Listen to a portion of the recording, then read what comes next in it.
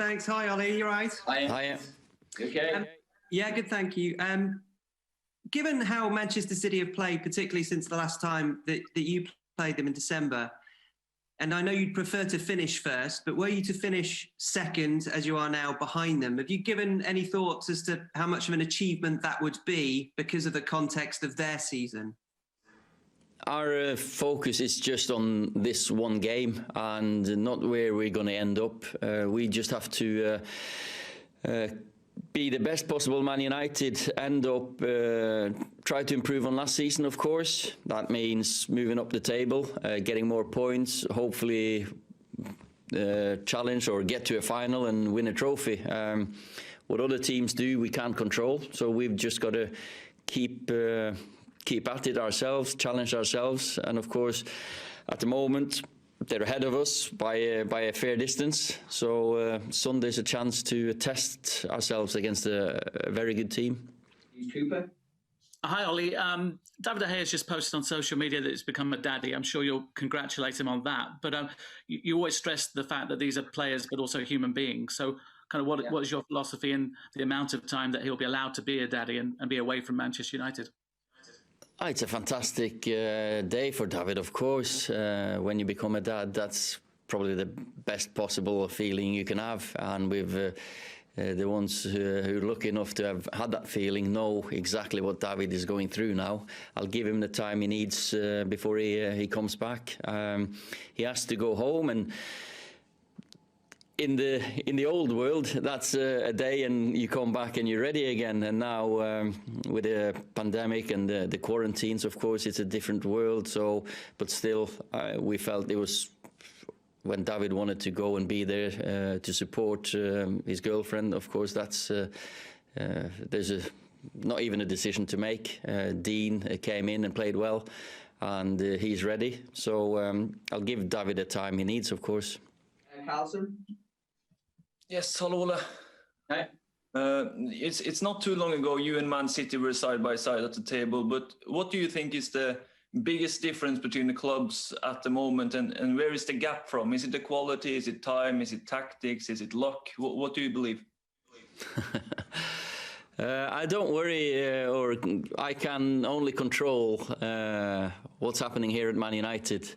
And the difference, there's so many differences between the clubs. If it's the clubs you talk about, I can sit here and talk about a lot. At the moment, they're the only team ahead of us. So of course, we want to try to claw back points on them and get closer to them. They've gone through a fantastic spell at the moment, great form, 21 wins. We've had 21 away games in the league unbeaten, so one record is going to be broken. So let's see which one it is. Stone. Hi, Ollie. Could you just explain why you think the team is playing way below the standards that it set earlier in the season? It seems to be quite a few games now that you've not really picked up and imposed yourself on the opposition. They look a bit, probably lethargic's not the right word, but maybe a little bit tired. You know, when you get the results that you get, sometimes you seem or tend to forget about the performances, and you look back at the games. Yeah, the West Brom game wasn't the best quality, but we felt there's improvement to be made on that one. The Palace game, of course, if you compare that one to last year's game against Palace, not very dissimilar, but we had 2 or 3 fantastic moments that, say, Marcus and Anthony, the 2 goals that they scored in that game, that was like the spark, really, really top-class football. Still, in the Premier League, when the opposition don't make mistakes like Palace never did, you have to earn the right with the quality, and we just lacked a little bit of that in the last few games. Still, we've gone 10 games unbeaten, and it's say 4 weeks ago, we couldn't defend. Then we were really well attacking wise. That's a narrative anyway. Now the narrative is that we can't score a goal. It's been a week without us scoring goals. It's not long ago we really played some fantastic football against Sociedad, some good goals against Newcastle, Southampton. So it's sometimes margins, you know, in football. So and that little step back now, 1 day extra recovery before this derby. Hopefully we can get our spark back. Hi, Ollie. On those margins, often it is sort of particular quality that the players possess. The investor call last night revealed United's finances. When you look at Manchester City, they've got a different model. How do you view sort of competing with Manchester City in the transfer market? There's a few players that they've got that I think United have looked at. There's a few players that you've got that City have looked at. How do you view that competition between the two clubs? I only focus on what we do.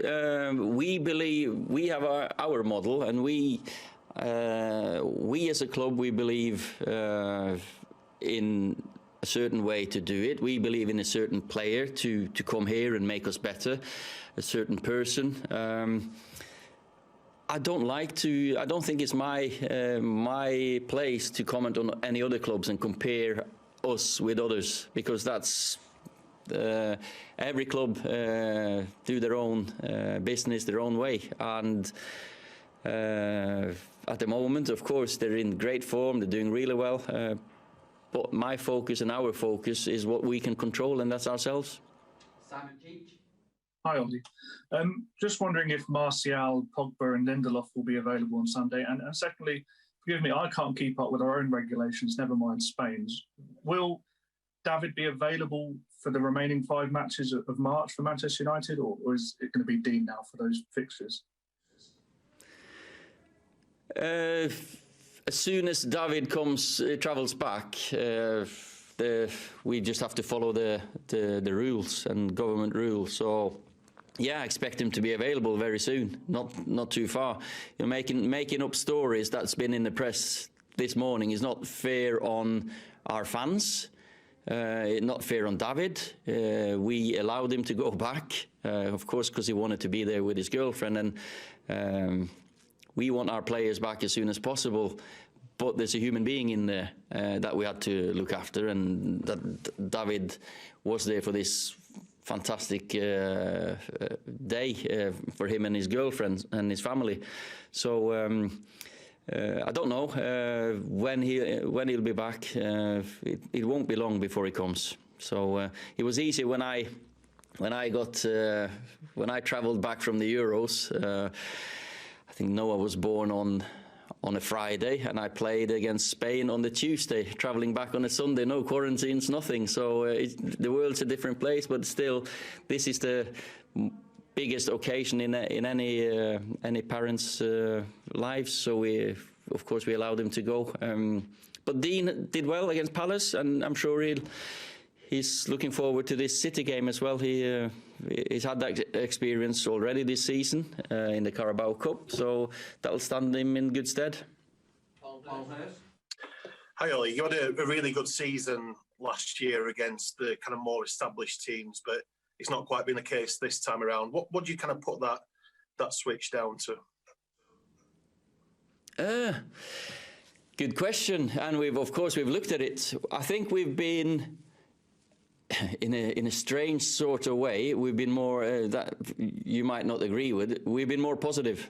We've been going high press in more or less every game, on the front foot, trying to pin the teams back, especially when they had the ball.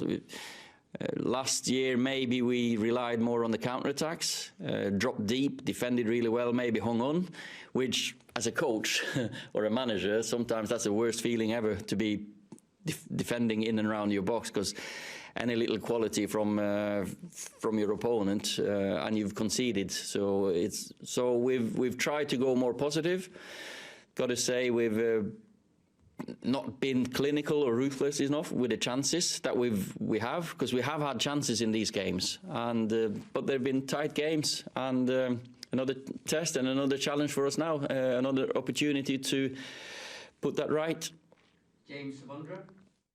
Ollie, Ed Woodward has said there's clear signs of progress on the pitch. Is that progress happening as quickly as you would like it to be? Of course, you'd like to win every game of football. You do. But if you compare to last season, the position we're in, we're quite a bit higher up in the league at the same stage. We're still through in Europe and in the FA Cup. So it's probably the league position that you think, yeah, that's where we've shown the progress. Hopefully we can prove in Europa League and FA Cup that we've taken another further step for this team. The ambitions are there, of course, and we have more experience to be in this position compared to last season. So we're gelling more as a team. They're fitter. But at the moment, we're just looking at the short term, and that's Sunday, and that's to get back to creating chances and taking them, scoring goals again. The last two, the first one for David McDonnell and the last one for Andy Mitten. Hi, Ollie. For quite a while, you were sort of in the title race, and in recent weeks, that doesn't seem to be the case. Are you now in danger of, potentially missing out on a top four place? I know you're second, but the other teams are really bunched up behind you, and unless you sort of dramatically, turn this form around and start winning some games, do you accept that there is a battle for a top four place? Well, there's still 11 games to go in the Premier League, and I think I have always said, let's get to at least March and April before we talk about the title race. You don't talk about title races after 18, 19 games. We've given ourselves a very good chance to improve on last season by the position we're in. I'd rather be in the position we're in now compared to the position we were in last season. So. But of course, Premier League, there's loads of quality teams, there's loads of good teams. So we know that what we can control is ourselves, and if we do our jobs and get as many points as we think we can do, I'm sure we'll be up there. Hi, Ollie. What's happened to your players to cause a dip in form? Is it mental, physical? How did they get back to where they were? Does it come from you, from them? It comes from everyone. We've had a week without scoring a goal. It's not like we've gone 6 weeks with bad form. It's not long ago we beat Southampton 9-0. We beat Sociedad 4-0. A Sociedad team that should have won against Real Madrid at the weekend. Was it this weekend? So. It's also the opposition you play, the game, the amount of games, of course, can have an effect. But for me, I'm not buying into the narrative that we've really had such a dip in form. We haven't had that little bit of margin with us to score the first goal in a game. 3-0 nils is not really us. That's not really what we set out to do. But we've defended well, but we just lacked that little spark to create enough chances to score.